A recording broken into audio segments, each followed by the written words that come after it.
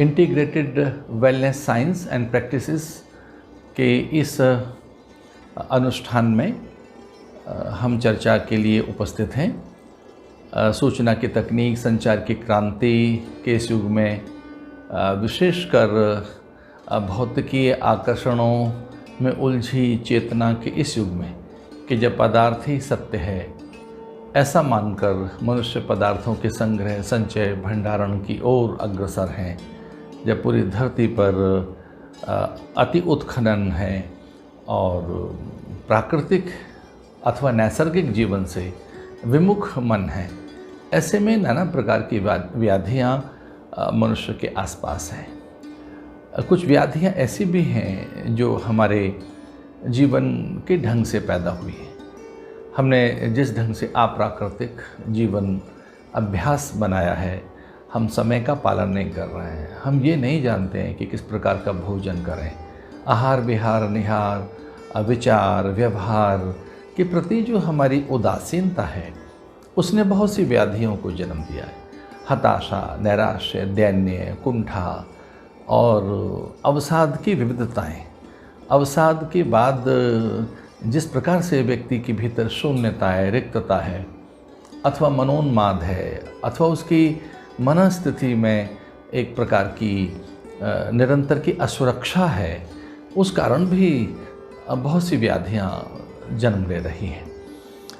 तन के रोग अब उतने अधिक नहीं दिखाई दे रहे हैं जितने रोग मन के हैं, जो भ्रम से पैदा हो रहे हैं अथवा उस जीवन से जो सही नहीं है। तो हमें एक ऐसा जीवन जीना होगा जो सही जीवन हो, सही सोच हो, सकारात्मक सोच हो, अथवा हमारा भोजन भी सही हो। सच तो यही है कि भोजन से ही जीवन का निर्माण होता है, उसी से विचार बनते हैं, उसी से भावनाएं बनती हैं और मानव मन को पुष्टता अथवा उसे सामर्थ्य, ऊर्जा और उसे नाना प्रकार की रोग प्रतिरोधात्मक शक्तियाँ तभी प्राप्त होती हैं जब उसका भोजन सही हो।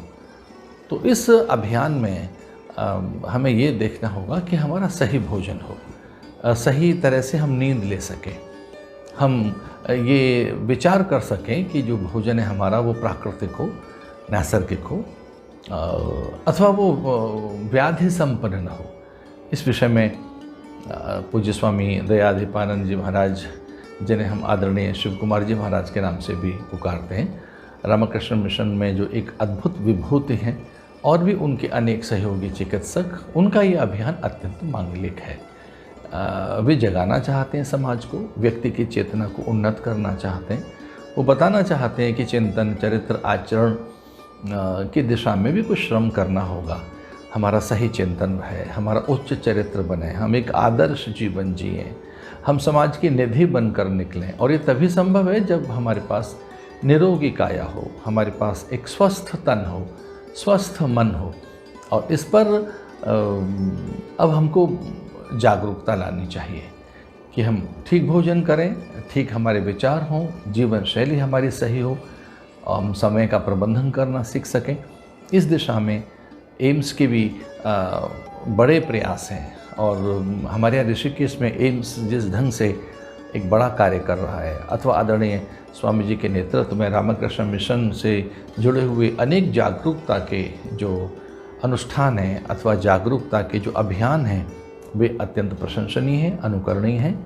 मैं पूज्य स्वामी दयाधिपानंद जी महाराज के सकल प्रयासों की भूरी भूरी प्रशंसा करना चाहूँगा। वे स्तुत्य हैं, अथवा वे मानवीय मन को स्वस्थ करने की दिशा में एक बड़ा अभियान लेकर चल रहे हैं। मेरी अनेक शुभकामनाएं, बहुत बहुत शुभकामनाएं।